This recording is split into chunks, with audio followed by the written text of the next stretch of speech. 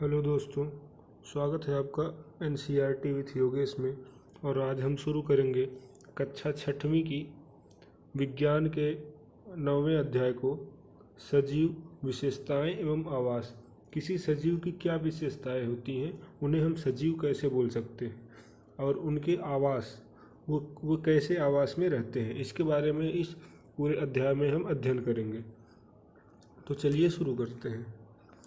तो जो इसमें ज़रूरी चीज़ है वहाँ से हम शुरू करेंगे।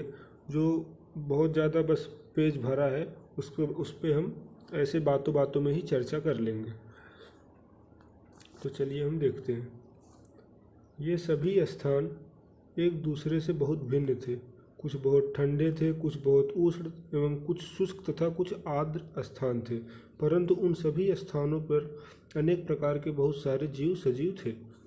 तो ऊपर जो दो पात्र है, पहेली और बूझो, उन दोनों ने कई स्थान शुष्क, कहीं रेगिस्तान में, कहीं ठंडे प्रदेश में, कहीं समुद्र एरिया में उन्होंने घूमा या भ्रमण किया।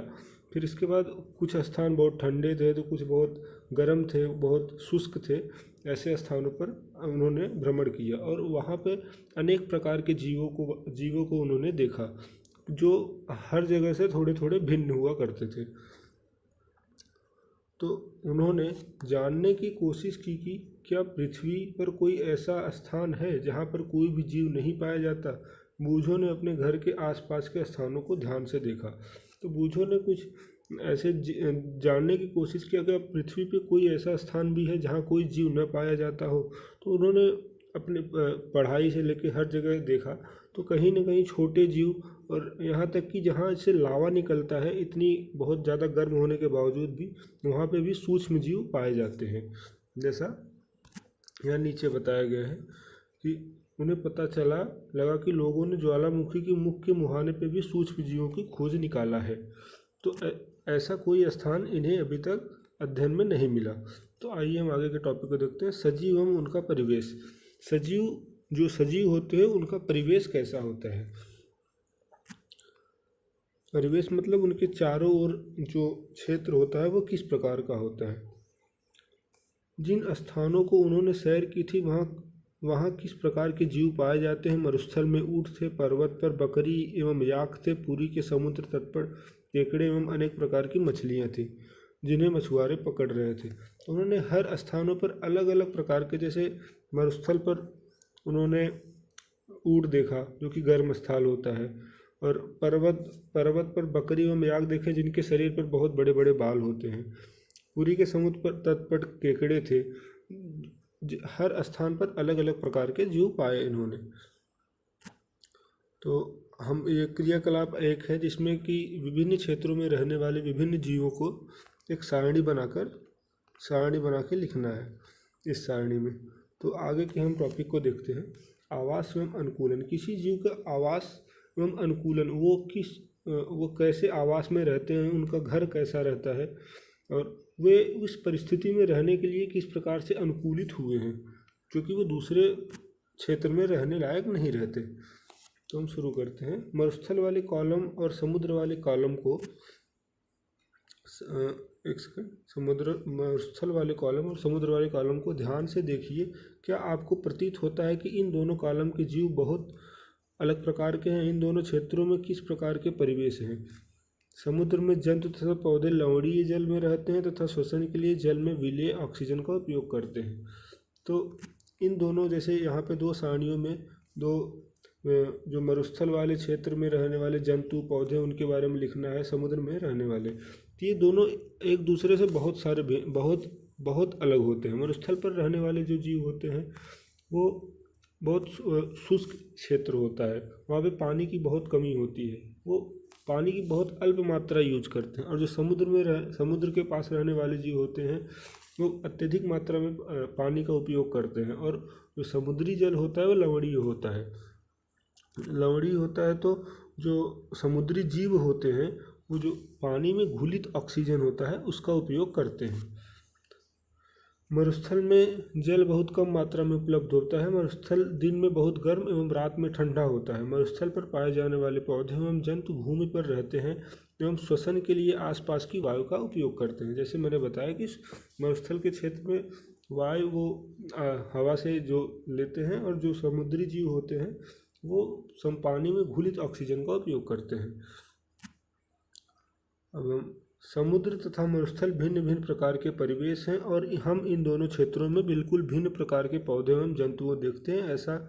ऐसा है? आइए दो भिन्न प्रकार के परिवेश मरुस्थल तथा समुद्र के दो जंतुओं ऊँट तथा मछली का हम प्रेक्षण करते हैं। ऊँट की शारीरिक संरचना एवं मरुस्थलीय परिस्थितियों में रहने योग्य बनाती है। ये जो दो जीव हैं इनके बारे में हम अध्ययन करेंगे। ये उन क्षेत्रों में अनुकूलित हो गए हैं। ऊँट के पैर लंबे होते हैं जिनसे उनका शरीर रेत की गर्मी से दूर रहता है, जिससे उन्हें पानी की मात्रा कम बाहर निकलते हैं। उनमें मूत्र उत्सर्जन की मात्रा बहुत कम होती है तथा मल शुष्क होता है, तो जिससे उन्हें पानी का उपयोग कम करना पड़ता है। उन्हें पसीना भी कम आता है क्योंकि शरीर से जल का ह्रास बहुत कम होता है। शरीर नीचे गर्मी से थोड़ा ऊपर, मतलब धरती से ऊपर होने के कारण उन्हें गर्मी भी कम लगती है, इससे उनको पसीना कम होता है। तो उनको पसीना कम होगा तो उन्हें पानी की आवश्यकता भी कम पड़ेगी। जल के बिना भी वे अनेक दिनों तक रह सकते हैं, इसीलिए ऊँट को रेगिस्तान का जहाज कहा जाता है। और अब हम आगे देखते हैं समुद्र के क्षेत्र में रहने वाले जीव। आइए विभिन्न प्रकार के मछलियों को देखें। इनमें से कुछ चित्र 9.3 में दर्शाए गए हैं, जैसा कि चित्र में ऊपर दर्शाया गया है। परंतु इनमें अधिक किस्म की मछलियों में क्या आपको इनकी आकृति में कुछ समानताएं दिखाई देती हैं? इन सभी का शरीर धारा रेखीय होता है। अब धारा रेखीय मतलब पहले अध्याय में पढ़ा चुके हैं, फिर भी बताते हैं। धारा रेखीय इनका शरीर होता है। सिर व पूंछ का मध्य भाग की अपेक्षा पतले होने को धारा रेखी कहते हैं। हम मछलियों को देखते हैं, उनका सिर और पूंछ मध्य भाग से पतला होता है, इसलिए उन्हें धारा रेखी बोलते हैं, जिनकी चर्चा हम अध्याय 8 में कर चुके हैं। उनकी यह आकृति उन्हें जल के अंदर विचरण करने में सहायता करती है। मछलियों का शरीर चिकने सल्कों से ढका होता है। ये सल्क मछलियों को सुरक्षा प्रदान करते हैं, साथ ही उन्हें जल में सुगम गति करने में सहायक होते हैं। ये जो सल्क होते हैं उन्हें चिकने रहने के कारण आसानी से वे तैर लेते हैं।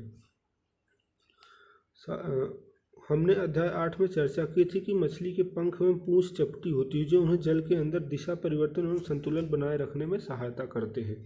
मछली के गिल होते हैं जो उन्हें जल में सांस लेने में आवश्यकता करते हैं। जैसे जो बाहरी जीव होते हैं उनमें नासा छिद्र होती है या नाक होती है, जिससे वो श्वसन करते हैं, और जो मछलियाँ होती हैं उनमें गिल होते हैं, जिससे वो पानी में घुलित ऑक्सीजन का उपयोग करते हैं सांस लेने के लिए।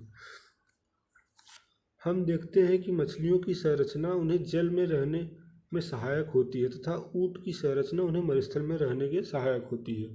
तो जो अलग अलग जीव हैं, अलग अलग क्षेत्र में रहते हैं, वो उनको उसी क्षेत्र में रहने के लिए सहायता प्रदान करते हैं। तो इन विशिष्ट संरचनाओं अथवा स्वभाव की परिस्थिति किसी पौधे अथवा जंतु को उनके परिवेश में रहने योग्य बनाती है। जो किसी जीव को उनको विशिष्ट संरचना या स्वभाव उनमें उपस्थित होता है, वो उन्हें किसी विशिष्ट क्षेत्र, जिस विशिष्ट क्षेत्र में वो रहते हैं उनमें रहने के लिए वो उन्हें योग्य बनाती है। इसी को अनुकूलन बोलते हैं, एडॉप्टेशन बोलते हैं। विभिन्न जंतु विभिन्न परिवेश के प्रति अलग रूप से अनुकूलित हो सकते हैं। जैसे कि हमने ऊँट को देखा हुआ मरुस्थल के प्रति था, मछली समुद्री पानी के प्रति या पानी के प्रति। किसी सजीव का वह स्थान जिसमें वह रहता है उसका आवास कहलाता है। जैसे मछली समुद्री जल में रहती है, मरुस्थल में रहता है, ऊँट रहता है, ये उनका आवास होता है, उनका घर होता है। अपने भोजन की वायु शरण स्थल एवं आवश्यकता के लिए जीव अपने आवास पर निर्भर होते हैं। अब हम आगे देखते हैं। स्थल पर पाए जाने वाले पौधे एवं जंतुओं के आवास को स्थलीय आवास कहते हैं। जो स्थल पर जंतु रहते हैं, जीव रहते हैं, उन्हें स्थलीय कहते हैं। वन, घास, मैदान, मरुस्थल, तटीय एवं पर्वतीय क्षेत्र स्थलीय आवास के कुछ उदाहरण हैं। जलाशय, दलदल, झील, नदियाँ एवं समुद्र जहाँ पौधे एवं जंतु जल में रहते हैं वे जलीय आवास कहलाते हैं। जो जंतु जल में रहते हैं उन्हें जलीय आवास कहते हैं। विश्व के विभिन्न भागों में पाए जाने वाले वनों घासों के मैदानों, मरुस्थलों, तटीय एवं पर्वतीय क्षेत्रों में भी विभिन्न विषमताएं पाई जाती हैं। यह सभी जलीय आवासों के लिए भी सत्य है। जैसे कि जो मरुस्थल होते हैं और जो घास के मैदान होते हैं या पर्वतीय क्षेत्र होते हैं, उनमें भी बहुत सारी विभिन्नताएं पाई जाती हैं। जैसे कि मरुस्थल कोई बहुत अत्यधिक शुष्क होता है, कोई गर्म क्षेत्र में होता है, कोई सर्द क्षेत्र में मरुस्थल होता है। इसी प्रकार से कई प्रकार के पर्वतीय क्षेत्र होते हैं, घास के मैदान होते हैं, इनमें भी कई विषमताएं पाई जाती हैं। किसी आवास में पाए जाने वाले सभी जीव जैसे कि पौधे एवं जंतु उसके जैविक घटक हैं। कोई भी जो जीवित प्राणी है वो किसी आवास का जैव घटक है। चट्टान, मिट्टी, वायु एवं जल जैसी अनेक निर्जीव वस्तुएं आवास के अजैव घटक हैं। जो निर्जीव चीज होती है वो उस आवास के अजैव घटक होते हैं। सूर्य का प्रकाश एवं उष्मा की परिवेश के अजैव घटक होते हैं। आगे हम देखते हैं, ये कुछ हमें ब्रैकेट में बताया गया है। अल्प अवधि में किसी एक जीव के शरीर में होने वाले छोटे छोटे परिवर्तन पर्यानुकूलन कहलाते हैं। ये परिवर्तन हजारों वर्षों में हुए अनुकूलन से भिन्न होते हैं। जैसे हम किसी गर्म क्षेत्र में रहते हैं और हम अचानक से किसी ठंडे देश में चले जाते हैं। जैसे कि हम इंडिया में रहते हैं और अचानक से रसिया या इंग्लैंड में चले जाते हैं, तो हमारी बॉडी वहाँ के लिए अभी उतना व्यवस्थित नहीं रहती, तो उसमें अचानक से इस परिवर्तन को अपने शरीर को ढालने में कुछ दिन का टाइम लगता है, जिससे हमारे शरीर में सर्दी, हल्का फुल्का जुकाम हो सकता है, सांस लेने में समस्या हो सकती है। तो शरीर उस क्षेत्र में अपने आप को परिवर्तित अनुकूल बनाने के लिए जो परिवर्तन होता है उसे उस पर्यावरण के प्रति जो अनुकूलन होता है उसे पर्यानुकूलन बोलते हैं। तो आगे हम देखते हैं विभिन्न आवासों की यात्रा। जीवों के जो विभिन्न आवास होते हैं उनकी हम अब यात्रा करते हैं, उनके बारे में जानते हैं। कुछ स्थलीय आवास, स्थलीय आवास भी कई प्रकार के होते हैं, जिसमें से जैसे मरुस्थल के बारे में हम अध्ययन करेंगे। मरुस्थल में पाए जाने वाले अन्य जंतुओं एवं पौधों में मरुस्थल के अजैव घटकों को एवं ऊँट की अनुकूलन के विषय में हम पहले ही चर्चा कर चुके हैं। जैसे कि ऊपर मरुस्थल में पाए जाने वाले अन्य जंतुओं एवं पौधों में क्या होता है। अब सभी जीव तो ऊँट की तरह अनुकूल नहीं हुए होते हैं, उन सभी जीवों में अलग अलग प्रकार से अनुकूलन पाया जाता है। जैसे इनमें कुछ आगे दिया है। मरुस्थल में रहने वाले चूहे एवं सांप के ऊँट की भांति लंबे पैर नहीं होते। दिन की तेज गर्मी बचने के लिए वे भूमि के अंदर गहरे बिलों में रहते हैं। रात्रि के समय जब तापमान में कमी आती है तो ये जंतु बाहर निकल आते हैं, जैसा कि यहाँ चित्र में दर्शाया गया है। जैसे चूहा, सांप ये बिल में रहते हैं।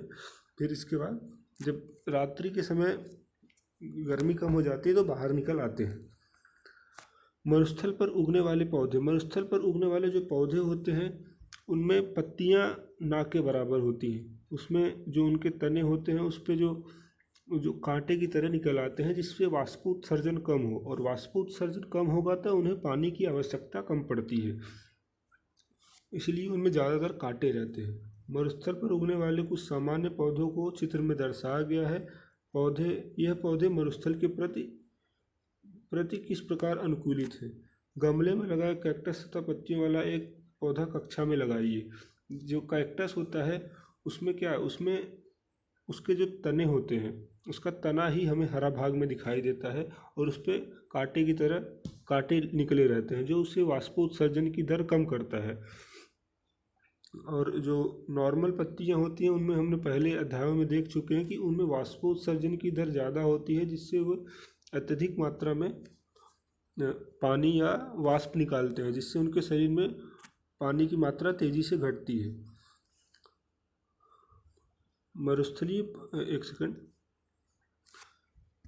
मरुस्थलीय पौधे वाष्पोत्सर्जन द्वारा जल की बहुत कम मात्रा निष्कासित करते हैं। मरुस्थलीय पौधों में पत्तियां या तो अनुपस्थित होती हैं अथवा बहुत छोटी होती हैं। कुछ पौधों में पत्तियां कांटों का रूप ले लेती हैं, जैसा कि मैंने पहले बताया। इससे पत्तियों में होने वाले वाष्पोत्सर्जन में होने वाली जल ह्रास में कमी आती है।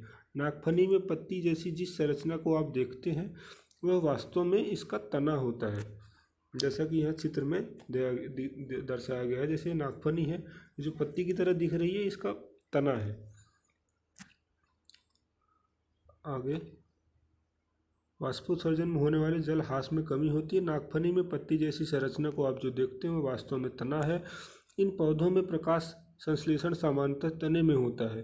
तना एक मोटी मोम की परत से ढका रहता है, जिससे पौधों को जल संरक्षण में सहायता मिलती है। अधिकतर मरुस्थलीय पौधों की जड़ें जल अवशोषण के लिए मिट्टी की बहुत गहराई तक जाते हैं। इनमें ऊपर पौधों का विकास कम होता है वायु में, और नीचे जड़ बहुत ही नीचे तक जाते हैं, जिससे इन्हें पानी मिल सके। अब पर्वतीय क्षेत्र के बारे में अध्ययन करते हैं। ये आवास क्षेत्र सामान्यतः बहुत ठंडे होते हैं और इनमें तेज हवा चलती है। कुछ क्षेत्रों में शीतकाल में हिमपात भी होता है। कुछ क्षेत्रों में ठंडी के दिनों में बर्फ भी पड़ती है। आगे हम देखते हैं, यहाँ पे देखते हैं जो जैसे पौधे होते हैं वो शंकु के प्रकार ऐसे रहते हैं, जिससे जो बर्फ पड़े वो आसानी से नीचे आ जाए। वो उस क्षेत्र के प्रति अनुकूलित रहते हैं। यहाँ के जो पौधे रहते हैं, यहाँ के जो जीव रहते हैं, जैसे ये यहाँ के जीवों पे बहुत बड़े बड़े बाल या फर पाए जाते हैं, जिससे इन्हें ठंडी कम लगती है। आगे हम देखते हैं इनके बारे में। सामान्यतः यहाँ के जो पौधे होते हैं शंक्वाकार होते हैं। इनकी शाखाएं तिरछी होती हैं। इनमें से कुछ वृक्षों की पत्तियां सुई के आकार की होती हैं। इनमें वर्षा का जल एवं हिम सरलता से नीचे की ओर खिसक जाता है। पर्वतों पर इन वृक्षों से अधिक भिन्न आकृति के आकार वाले वृक्ष भी मिल सकते हैं। ज़्यादातर इनमें शंकुधारी वृक्ष होते हैं, लेकिन अन्य वृक्ष भी पाए जा सकते हैं। पर्वतीय क्षेत्र में पाए जाने वाले जंतु भी वहाँ की परिस्थिति के प्रति अनुकूलित होते हैं। इनकी मोटी त्वचा या फर ठंड में इनका बचाव करती है। उदाहरणतः शरीर पर गर्म रखने के लिए याक का शरीर लंबे बालों से ढका होता है। पहाड़ी तेंदुओं के शरीर पर फर होते हैं। यह बर्फ पर चलते समय उनके पैरों को ठंड से बचाता है। पहाड़ी बकरी के मजबूत खुर उन्हें ढालदार चट्टानों पर दौड़ने के लिए अनुकूलित करती है। जैसे कि मैंने बताया वो पहले ही, ये इनके शरीर पर बड़े बड़े बाल या फर पाए जाते हैं जो इनको ठंडी से सुरक्षित रखते हैं। घास स्थान। अब घास स्थान के बारे में देखते हैं। शेर वन में अथवा घास स्थान में रहता है तथा एक ऐसा शक्तिशाली जंतु है जो हिरन जैसे जंतुओं का शिकार करके उन्हें खा सकता है। यह मटमैले भूरे रंग का होता है। यह भी अपने क्षेत्र के प्रति अनुकूलित होता है। इस रंग का इसे फायदा होता है, जिससे यह छुप के वार कर सकता है। क्या शेर का यह संरचना उसके जीवन यापन में सहायता करता है? उसका मटमैला हल्का भूरा रंग शरीर के शिकार के दौरान उसे घास के सूखे मैदानों में छिपाए रखता है और शिकार को पता भी नहीं चलता। चेहरे के सामने की आंखें उसे वन में दूर तक शिकार खोजने में सहायक होती हैं। एक दूसरा जंतु हिरन है, जो वन या घास स्थान में रहता है। पौधों के कठोर तनों को चबाने के लिए उसके मजबूत दांत होते हैं। हिरन को अपने शिकारी शेर जैसे जंतु जो उसके अपना शिकार बनाते हैं कि उपस्थिति की जानकारी आवश्यक है, ताकि वह उसका शिकार न बन सके और वहाँ से भाग जाए। इसलिए उसमें भी अनुकूलन पाया जाता है।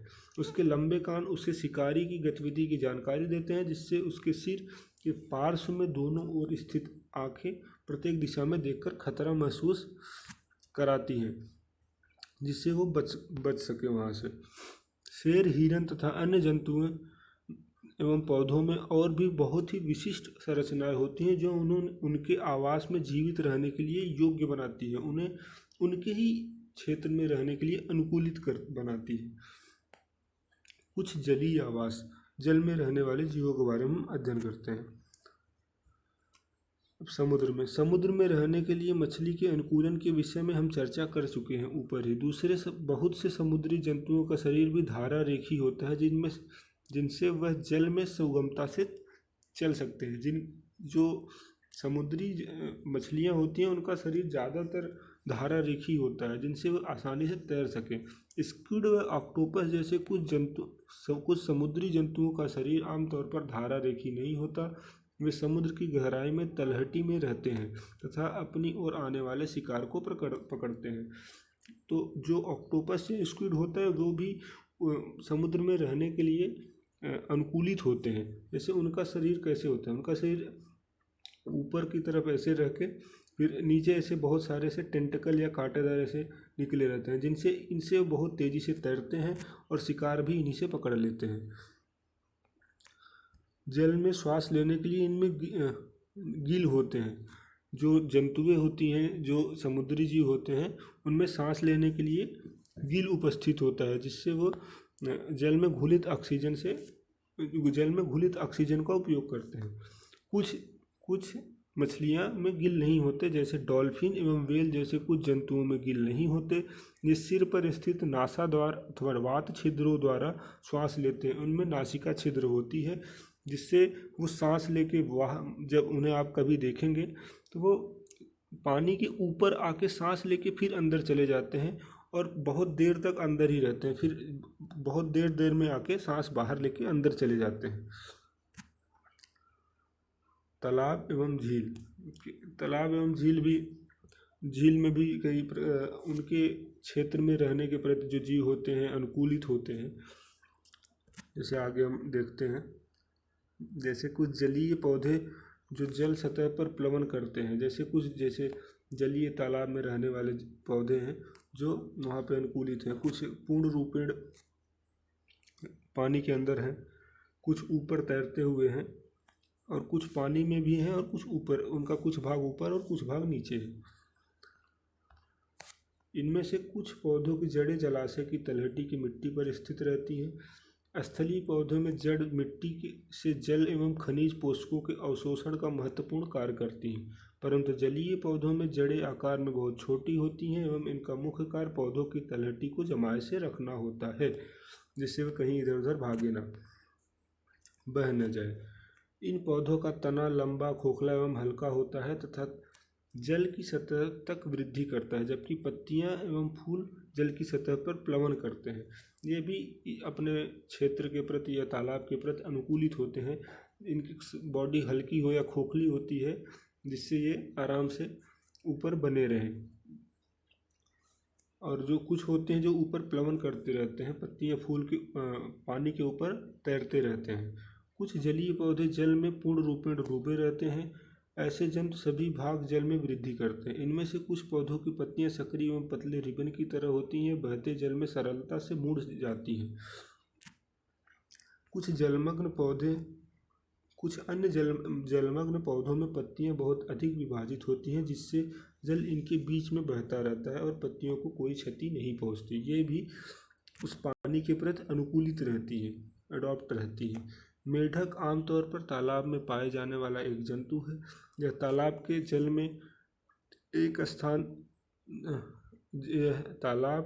एवं स्थल दोनों पर रह सकता है। इसके पश्चपाद लंबे एवं मजबूत होते हैं, जो इसे छलांग लगाने एवं शिकार पकड़ने में सहायता करते हैं।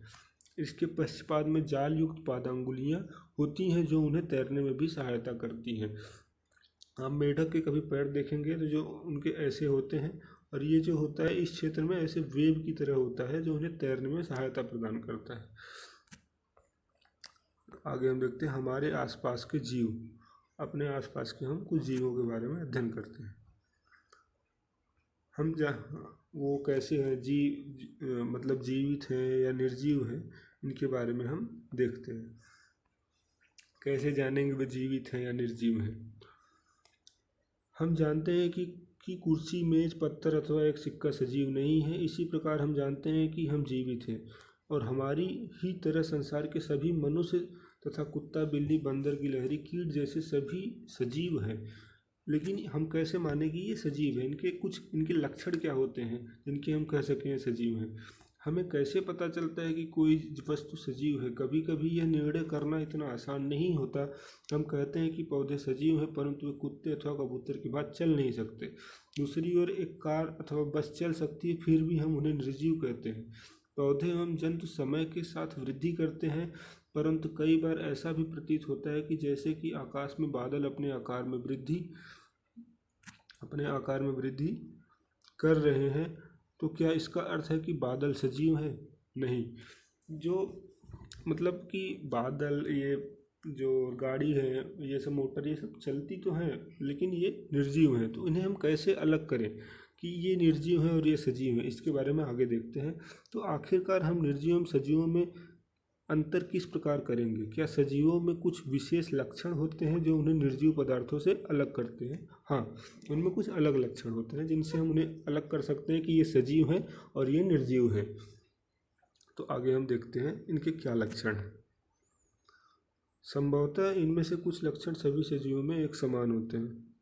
जैसे आगे के जो लक्षण बताए गए हैं उनमें से कुछ लक्षण सजीवों में एक समान होते हैं। क्या सभी सजीवों को भोजन की आवश्यकता होती है? हाँ, जो भी जीव है उसे अपने जीवन यापन करने के लिए भोजन की आवश्यकता अवश्य पड़ती है। बिना वो भोजन को लिए वो अपने शरीर की वृद्धि कैसे करेगा? इसके लिए ये एक आवश्यक लक्षण है किसी सजीव का। और दूसरा, क्या सभी जीवों में वृद्धि परिलक्षित होती है? क्या सभी जो जीव होते हैं उनमें वृद्धि होती है?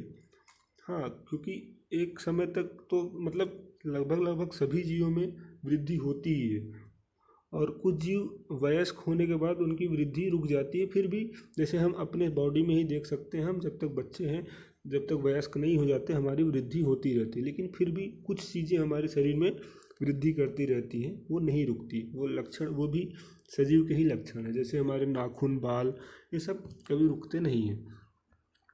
आगे देखते हैं इनके बारे में क्या दिया है। जंतुओं के बच्चे भी वृद्धि कर वयस्क जाते हैं। बच्चे भी वृद्धि कर वयस्क हो जाते हैं। आपने अवश्य देखा होगा कि कुत्ते के पिल्ले वयस्क हो जाते हैं। एक अंडे से स्फुटित होकर चूजा, मुर्गी का बच्चा वृद्धि करके मुर्गी अथवा मुर्गा में परिवर्तित हो जाता है। जैसे इधर मनुष्य के बच्चे वृद्धि कर रहे हैं, ऐसे इधर चूजा या मुर्गी मुर्गा भी वृद्धि कर रहे हैं। ये भी एक सजीव का लक्षण है। पौधे भी वृद्धि करते हैं। इनके चारों ओर पाए जाने वाले विभिन्न प्रकार के पौधों का अवलोकन कीजिए। इनमें से कुछ बहुत छोटे तथा नवजात हैं तो कुछ विकसित हैं। ये सभी वृद्धि के विभिन्न स्थितियों में हो सकते हैं। कुछ दिनों और कुछ सप्ताह बाद पौधों को देखिए, आप देखेंगे कि इनकी लंबाई में वृद्धि है। वृद्धि सभी सजीवों में होती है।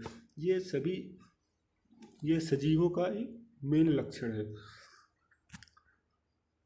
क्या सभी सजीव श्वसन करते हैं? हाँ, सभी सजीव श्वसन करते हैं। ये भी सजीव का एक मेन लक्षण है। क्या हम श्वसन के बिना जीवित रह सकते हैं? जब हम श्वास लेते हैं तो बाहर की वायु शरीर के अंदर जाती है। जब हम श्वास छोड़ते हैं तो शरीर के अंदर की वायु बाहर निकल आती है। श्वास लेना श्वसन क्रिया का एक हिस्सा है। श्वसन में अंदर ली गई वायु की ऑक्सीजन की मात्रा का उपयोग होता है। इस क्रिया में बनी कार्बन डाइऑक्साइड को हम श्वास द्वारा बाहर निष्कासित कर देते हैं। गाय, भैंस, कुत्ता तथा बिल्ली जैसे कुछ जंतुओं में श्वसन क्रिया मनुष्य की तरह ही होती है, लेकिन कुछ जीवों में हमसे भिन्न प्रकार की श्वसन क्रिया होती है, लेकिन श्वसन अवश्य होता है सभी जीवों में। श्वसन सभी सजीवों के लिए आवश्यक है। ग्रहण किए गए भोजन में श्वसन के द्वारा ही हमारे शरीर को ऊर्जा मिलती है। कुछ जंतुओं में गैस आदान प्रदान का तरीका भिन्न हो सकता है, जो श्वसन का एक हिस्सा होता है। उदाहरण के लिए केंचुआ त्वचा द्वारा सांस लेता है। हमने पढ़ा है कि मछली के गिल होते हैं, जिनकी सहायता से वह जल में मिले ऑक्सीजन को अवशोषित करते हैं। जीवों के श्वसन का तरीका अलग हो सकता है, लेकिन उनमें श्वसन आवश्यक होती है। क्या पौधे भी श्वसन करते हैं? पौधों की श्वसन क्रिया में गैसों का आदान प्रदान मुख्यतः उनकी पत्तियों द्वारा होता है। पत्तियां सूक्ष्म रंध्रों द्वारा वायु को अंदर लेती हैं तथा ऑक्सीजन का उपयोग करती हैं एवं कार्बन डाइऑक्साइड वायु में निष्कासित कर देती है। पौधे भी श्वसन करते हैं। जैसे पत्तियों को भी कभी आप ध्यान से देखेंगे तो उनमें, जैसे ये पत्ती है तो उसमें छोटे छोटे छिद्र पाए जाते हैं, जिसे रंध्र कहते हैं या स्टोमेटा कहते हैं, जिनसे वे श्वसन करते हैं। हम जानते हैं कि प्रकाश की उपस्थिति में पौधे वायु की कार्बन डाइऑक्साइड का उपयोग भोजन बनाने के लिए करते हैं तथा ऑक्सीजन छोड़ते हैं। श्वसन क्रिया दिन और रात दोनों में ही निरंतर चलती रहती है। भोजन बनाने की प्रक्रिया में निष्कासित ऑक्सीजन की मात्रा पौधों की श्वसन में उपयोग की गई ऑक्सीजन की अपेक्षा बहुत कम होती है। आगे हम देखते हैं, क्या सभी सजीव उद्दीपन के प्रति अनुक्रिया करते हैं? उद्दीपन मतलब उत्तेजना, संवेदना। क्या सभी जीव संवेदना या उत्तेजना प्रकट करते हैं?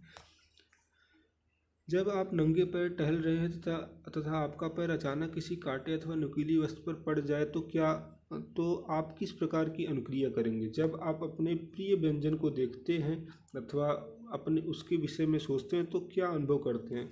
आप उसके बारे में उत्तेजित हो उठते हैं, उसके खाने का मन करता है, मतलब उत्तेजना जाग जाती है।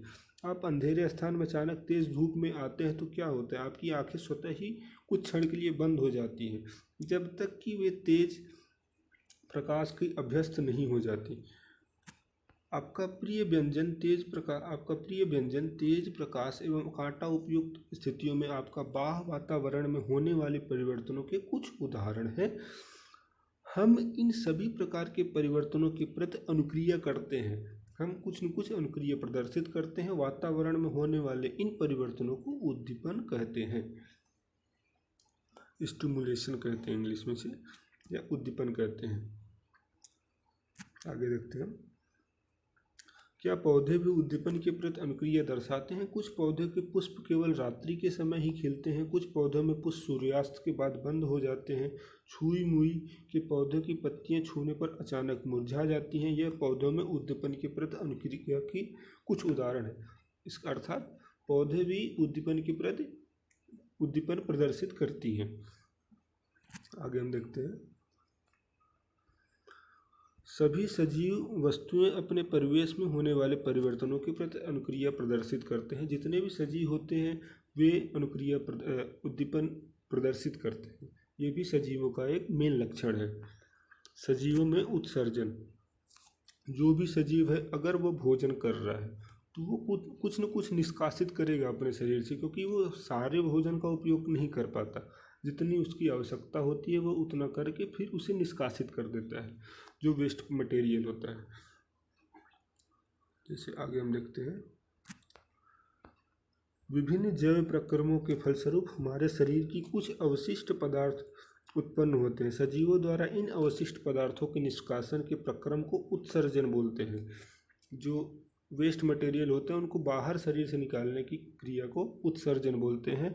क्या पौधों में भी उत्सर्जन होता है? हाँ, पौधे भी उत्सर्जन करते हैं, परंतु इनमें इस प्रक्रम का ढंग कुछ अलग होता है। कुछ पौधों में यह अपशिष्ट पदार्थ पौधों के कुछ विशेष भागों में संग्रहित किए जाते हैं, जिससे पौधों को कोई हानि नहीं पहुंचती। कुछ पौधों में अवशिष्ट पदार्थों का निष्कासन स्राव के रूप में होता है। कभी कभी आप देखते होंगे पौधे कुछ लिसलिसा पदार्थ भी स्रावित करते हैं। ये भी एक उत्सर्जन का प्रक्रिया है। उत्सर्जन सजीवों का एक दूसरा सामान्य लक्षण है। यह एक बहुत महत्वपूर्ण लक्षण है सजीव होने का। क्या सभी सजीव प्रजनन करते हैं? ये भी हाँ, क्योंकि उन्हें अपने जैसे अपने मतलब अपना ग्रोथ, अपनी फैमिली का आगे प्रदर्शित रखने के लिए प्रजनन करना आवश्यक है।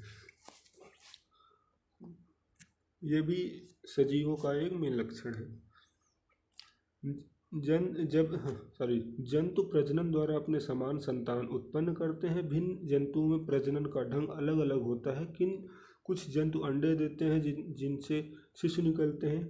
कुछ जंतु शिशु को जन्म देते हैं, जैसे मनुष्य, कुत्ता, बिल्ली, ये सब डायरेक्ट शिशु देते हैं। और जो चिड़िया होती हैं, सांप होते हैं, सब अंडा देते हैं। तो सभी जीव प्रजनन प्रदर्शित करते हैं। पौधे भी प्रजनन करते हैं। जंतुओं की तरह पौधों में भी प्रजनन के तरीके भिन्न भिन्न हैं। बहुत से पौधे बीजों द्वारा प्रजनन करते हैं। पौधे बीज उत्पादन करते हैं। हम उन्हें अंकुरित करके नए पौधे उगा सकते हैं। पौधे भी प्रजनन प्रदर्शित करते हैं, बस उनके तरीके भिन्न भिन्न होते हैं। जैसे कुछ बीज से प्रजनन दिखाते हैं, कुछ पौधे कायिक प्रजनन प्रदर्शित करते हैं तथा कायिक भागों द्वारा नए पौधों को उत्पन्न करते हैं। साधारणतः आलू हुआ, गन्ना हुआ, ये सब कायिक भागों द्वारा प्रजनन प्रदर्शित करते हैं। अब आगे हम देखते हैं, सजीव प्रजनन प्रक्रिया द्वारा अपने समान अनेक संतान उत्पन्न करते हैं। विभिन्न जीवों में प्रजनन की विधियां भिन्न भिन्न हो सकती हैं। जो सजीव होते हैं वो प्रजनन प्रदर्शित करते हैं, बस उनके तरीके भिन्न भिन्न हो सकते हैं। क्या सभी सजीव गति करते हैं? क्या सभी सजीव, ये भी एक सजीव का लक्षण होता है, लेकिन इसमें से हम पौधों में कुछ अपवाद देखते हैं। पौधों में अपवाद देखते ही हैं क्योंकि वो गति नहीं कर पाती हैं, लेकिन कुछ प्रकार की चीज़ें में गति उनमें प्रदर्शित हो जाता है। पौधों के विषय में क्या विचार है? क्या वे सभी गति करते हैं? पौधे सामान्यतः भूमि में जकड़े रहते हैं, अतः वे एक स्थान से दूसरे स्थान तक नहीं जा सकते, परंतु विभिन्न पदार्थ जैसे कि जल, खनिज, संश्लेषण, खाद्य पदार्थ पौधों का एक भाग से दूसरे भाग में संवाहित होता है। इस प्रकार की वो गति प्रदर्शित करते हैं। क्या आपने पौधों में अन्य प्रकार की गति भी देखी है? पुष्पों का खिलना एवं बंद होना। क्या आप याद कर सकते हैं कि कुछ पौधे विभिन्न उद्दीपनों के प्रति किस प्रकार अनुक्रिया प्रदर्शित करते हैं? जो वे अनुक्रिया प्रदर्शित करते हैं, उद्दीपन प्रदर्शित करते हैं, वो भी तो किसी न किसी प्रकार से गति है।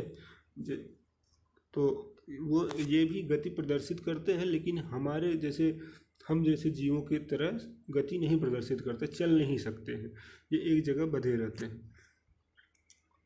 प्रकृति में विभिन्न प्रकार के जीव हैं, लेकिन उन सभी में कुछ लक्षण एक समान होते हैं, जिनकी हम पहले चर्चा कर चुके हैं। मृत्यु सजीवों के लिए एक सामान्य लक्षण है। यह भी किसी भी सजीव का एक मेन लक्षण है। अगर उसका जन्म हुआ है तो उसकी मृत्यु निश्चित है। चूँकि जीव की मृत्यु होती है, इसलिए जीवों की प्रजातियां हजारों वर्षों तक अपने अस्तित्व में रहती हैं, जबकि वे प्रजनन कर अपने समान संतान उत्पन्न करते हैं। सभी जीवों की मृत्यु हो जाती है, लेकिन प्रजनन के द्वारा वो अपने जैसे बच्चों को जन्म देके अपना जो मूल प्रजाति है उसको आगे बढ़ाते रहते हैं। चूँकि इसलिए जीवों की प्रजातियां हजारों वर्षों तक तभी अस्तित्व में रह सकती हैं जबकि वे प्रजनन कर अपने समान संतान उत्पन्न करें। एक अकेला जीव प्रजनन के बिना भी मर सकता है, परंतु सजीव की प्रजाति तभी अस्तित्व में रहती है जब उसके सदस्य में प्रजनन होता रहता है। इसीलिए प्रजनन आवश्यक है। हमने देखा कि सभी सजीव वस्तुओं में कुछ विशिष्ट लक्षण समान रूप से दिखाई देते हैं। उन सभी को भोजन की आवश्यकता होती है। उसमें श्वसन, उत्सर्जन, उद्दीपन के प्रति अनुक्रिया, प्रजनन, गति एवं वृद्धि होती है तथा मृत्यु होती है। यह किसी भी सजीव का मुख्य लक्षण होता है। तो सामान्यतः सजीवों में वे सभी लक्षण पाए जाते हैं जिनमें हमने चर्चा की, परंतु निर्जीव वस्तुओं में वे सभी लक्षण एक साथ दिखाई नहीं देते। उनमें कुछ लक्षण दिखाई दे सकते हैं, लेकिन सभी लक्षण नहीं दिखाई दे सकते। जैसे कुछ गाड़ी गति कर सकती है, लेकिन वह उत्सर्जन नहीं करती, मतलब सारे लक्षण प्रदर्शित नहीं कर सकते। तो इसीलिए सजीव और निर्जीव में उन्हें अंतर किया जा सकता है। क्या यह हमेशा सत्य है? हमने सभी सजीवों में वे सभी लक्षण जिनको हमने चर्चा की हमेशा निश्चित रूप से दिखाई देती है। क्या हमने निर्जीवों में वे सभी लक्षण कभी भी एक साथ दिखाई नहीं देते? उनमें से मात्र कुछ लक्षण ही दिखाई देते हैं। सही है। इस विषय को और अच्छी तरह से समझने के लिए आइए किसी बीज के विषय में विचार करें। कुछ विशिष्ट उदाहरण देखें। उदाहरण, मूंग के बीज के बारे में क्या होता है? क्या यह जीवित है? यह एक दुकान अथवा भंडार में महीनों तक रखा रहता है तथा इसमें कोई वृद्धि नहीं होती अथवा जीवन के कुछ अन्य लक्षण भी दिखाई नहीं देते। परंतु जब हम इनके बीजों को मिट्टी में बोकर जल में सींचते हैं तो यह पौधा बन जाता है। क्या महीनों तक दुकान में रखे बीज को भोजन की आवश्यकता थी अथवा इसमें उत्सर्जन, वृद्धि अथवा प्रजनन हुआ था? ये सारी चीज़ें बीजों में नहीं होती अथवा ये निर्जीव की तरह लगने लगता है, लेकिन इनको जब हम अनुकूलित अवस्था प्रदान करते हैं, इन्हें पानी देते हैं, तो ये फिर से वृद्धि करने लगते हैं। आखिर कैसे? हमने देखा कि कुछ ऐसे भी उदाहरण हैं जब हम सरलता से नहीं कह सकते कि उनमें सजीवों के सभी लक्षण दिखाई दे रहे हैं जिनसे उन्हें जीवित कहा जा सके, लेकिन फिर भी वो जो बोरी होती है, मतलब जो बीज हैं, उन्हें हम कैसे कहें कि ये जीवित है? फिर जीवन क्या है, ये टॉपिक है। तो देखते हैं आगे। गेहूं की बोरी में अपना हाथ डालिए। क्या आपको कुछ गर्मी का अनुभव होता है? गेहूं की बोरी में कुछ गर्मी उत्पन्न होती है। यह गर्मी बीजों के श्वसन के कारण होती है, अर्थात वे अभी भी श्वसन कर रहे हैं जिसके कारण वे गर्मी प्रदर्शित करते हैं। हमने देखा कि बीजों में श्वसन की क्रिया उस समय भी चलती रहती है जबकि अन्य जीव प्रक्रम उतने सक्रिय नहीं होते। संभवतः हमारे प्रश्न आखिर जीवन क्या है इसका उत्तर देना उतना सरल नहीं हो सकता, परंतु अपने चारों ओर पाए जाने वाले जीवों की विविधता को देखकर अचानक से मुंह से निकल जाता है कि जीवन सुंदर है। अर्थात हम भी जीवित हैं और जो जीवन है उसे सुंदर तरीके से जीने का प्रयास कर सकते हैं और जी रहे हैं। लेकिन किसी भी जीव के मेन लक्षण क्या है, जो सजीव हैं उनके मेन लक्षण क्या है, एक बार ध्यान से सुन लीजिए। वे भोजन करते हैं, श्वसन करते हैं, उत्सर्जन करते हैं, उद्दीपन के प्रति अनुक्रिया प्रदर्शित करते हैं, प्रजनन करते हैं, गति करते हैं एवं वृद्धि तथा उनकी मृत्यु निश्चित होती है। वृद्धि करते हैं उनकी मृत्यु भी होती है। तो ये चैप्टर हमारा कंप्लीट हुआ। इसके प्रमुख शब्द जैसे कुछ हुए अनुकूलन, किसी भी क्षेत्र के प्रति जो हम उसमें रहने के लिए जब प्रदर्शित मतलब उस आवास में रहने के लिए जो हमें आवश्यक होता है उसके प्रति हम ढले रहते हैं हजारों वर्षों में, उसे अनुकूलन बोलते हैं। जलीय आवास, जो जंतु जलीय आवास में रहते हैं, जलीय क्षेत्र में रहते हैं, उन्हें जलीय आवास बोलते हैं। जैव घटक, किसी आवास में पाए जाने वाले सभी जीव जैसे कि पौधे एवं जंतु उसके जैव घटक होते हैं। उत्सर्जन मतलब कि किसी अपशिष्ट पदार्थों का मतलब या किसी चीज़ को बाहर निकालना या अपशिष्ट पदार्थों का छोड़ना। वृद्धि मतलब विकास, वही आवास मतलब कि घर। सजीव, जो जीव निर्जीव नहीं होते या जिनमें ये सारे लक्षण जो हमने ऊपर पढ़े हैं, श्वसन, भोजन, उत्सर्जन, उद्दीपन के प्रति अनुक्रिया प्रदर्शित होती है, वो सजीव होते हैं। प्रजनन मतलब अपने जैसे अपने संतानों को अपने मतलब जीव को अपनी प्रजाति को आगे बढ़ाने के लिए प्रजनन आवश्यक होता है। श्वसन मतलब सांस लेने की प्रक्रिया। उद्दीपन मतलब किसी उत्तेजना प्रदर्शित करना। ये हमने इस पूरे चैप्टर में अभी तक पढ़ा है। और अगर ये लेक्चर आपको अच्छा लगा तो प्लीज़ इसे लाइक करें, शेयर करें और चैनल को सब्सक्राइब करें। धन्यवाद। नहीं तो अब हम चलिए अच्छे वो भी देख लेते हैं। रिक्त स्थानों की पूर्ति। पौधे एवं जंतुओं में पाए जाने वाले विशिष्ट लक्षण जो उन्हें आवास में रहने योग्य बनाते हैं उसे क्या बोलते हैं, मैंने भी बताया ऊपर, अनुकूलन बोलते हैं। स्थान पर पाए जाने वाले पौधे एवं जंतुओं के आवास को स्थल पर पाए जाने वाले पौधे एवं जंतुओं के आवास को स्थलीय आवास कहते हैं। वे आवास जिनमें जल में रहने वाले पौधे एवं जंतु रहते हैं उन्हें जलीय आवास कहते हैं। मृदा, जल एवं वायु किसी आवास के मुख्य घटक होते हैं। हमारे परिवेश में होने वाले परिवर्तन जिसके प्रति हम अनुक्रिया प्रदर्शित करें, इसको मैंने कोष्टक में बताया था, उसे क्या बोलते हैं, हमारे परिवेश में होने वाले परिवर्तन उनके प्रति हम अनुक्रिया प्रदर्शित करते हैं, उसे पर्यानुकूलन कहलाते हैं। तो ये हमारा चैप्टर कंप्लीट हुआ। अगर ये वीडियो आपको अच्छा लगा तो लाइक करें, शेयर करें। ओके, धन्यवाद।